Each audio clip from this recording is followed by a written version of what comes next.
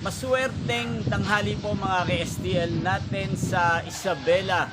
Narito na po ang mga numerong nanalo sa STL Isabela ngayong tanghaling ito. August 10, 2026, 1 p.m. First draw result, yan, nakikita nyo na po ngayon sa screen ng inyong cellphone ang mga numerong nanalo sa STL Isabela. In exact order po yan. At kung maswerte namang nakayaan nyo po ang mga numero niyan kanina, congrats po sa inyo.